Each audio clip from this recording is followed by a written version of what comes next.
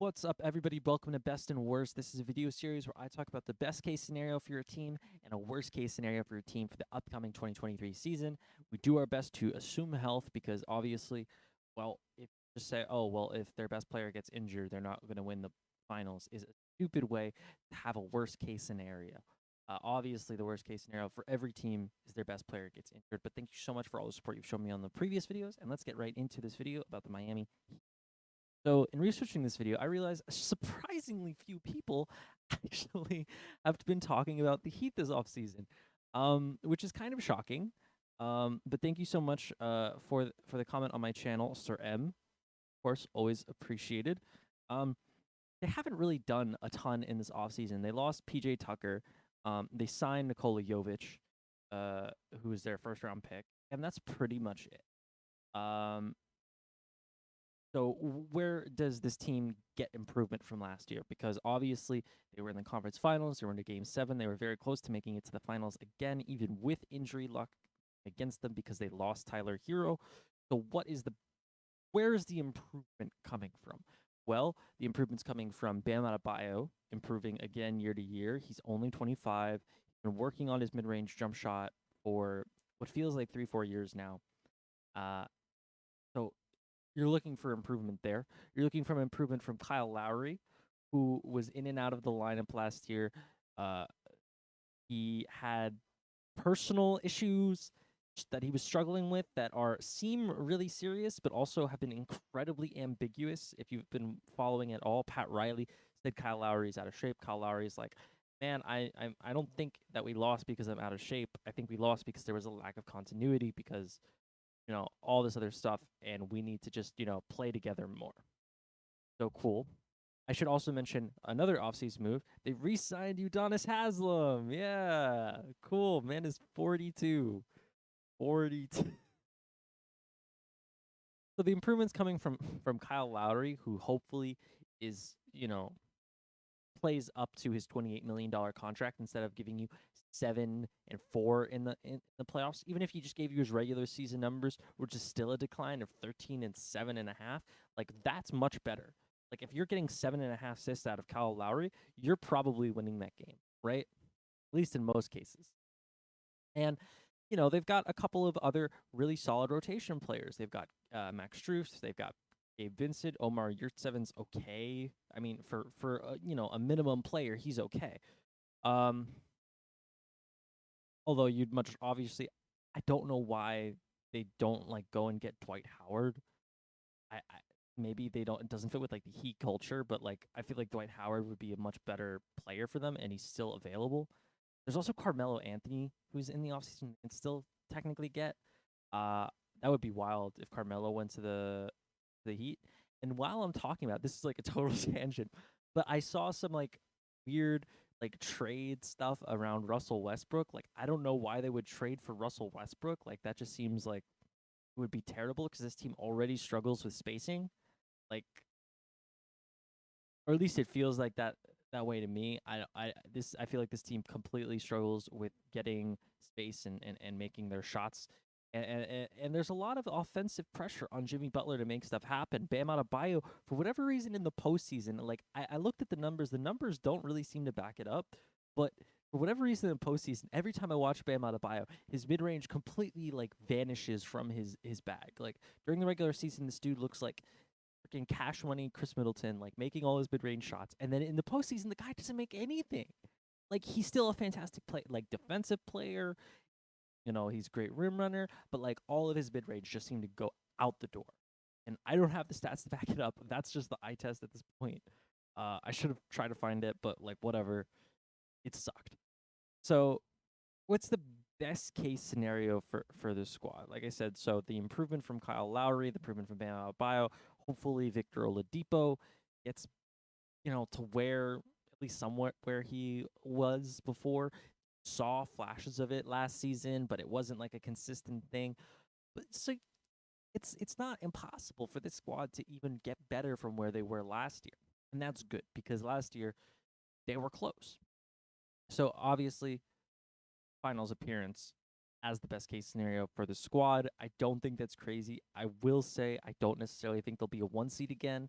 I think they're still going to be a top 4 seed, and they're still contending for conference final and championships. And it's really just a matter of, you know, how things fall, and because this team has continuity compared to a lot of other squads. A lot of people made trades this year, and the Heat stayed largely the same.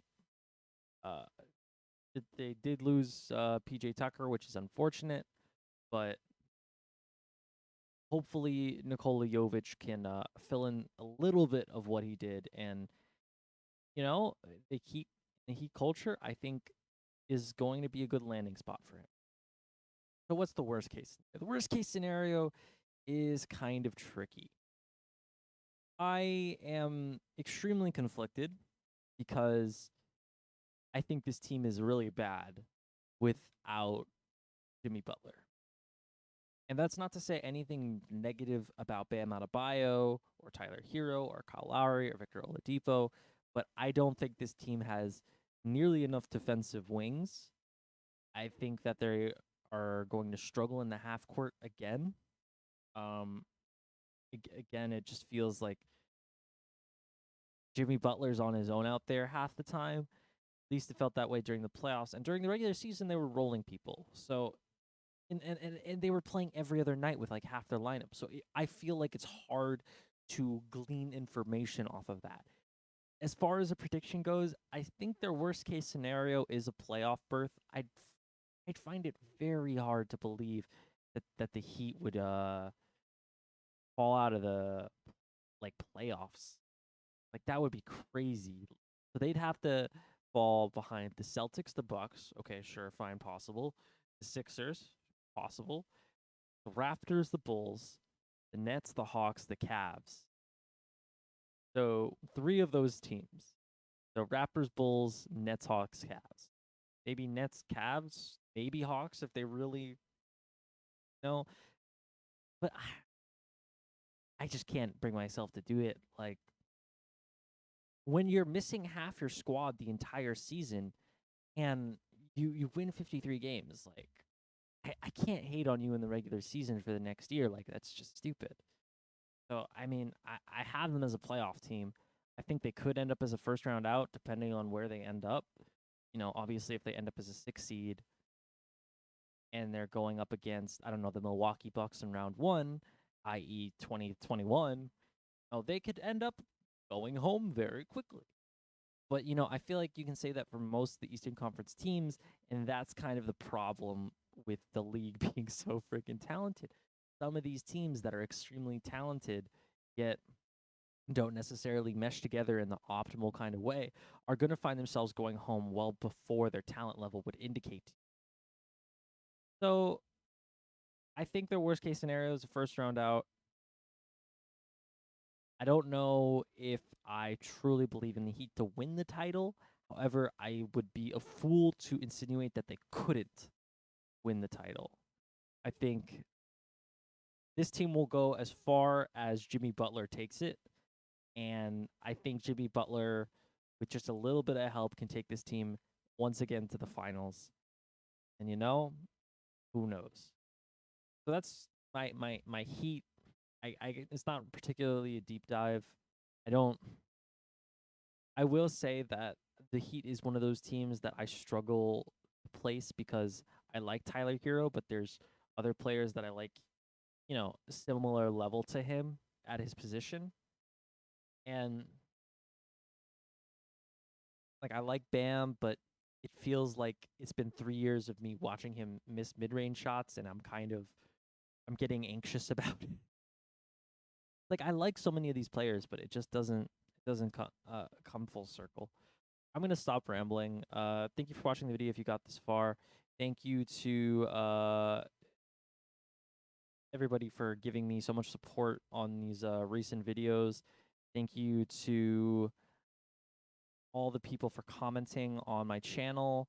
Thank you to Mr. Sir, I think his name. Thank you to Sir M for the video suggestion. I was gonna do somebody else before the Heat. You can guess who it is in the comments. I will I will drink water on stream. And thank you so much for the suggestion to do the heat. I'm going to continue to move on with this best worst. And thank you so much for watching.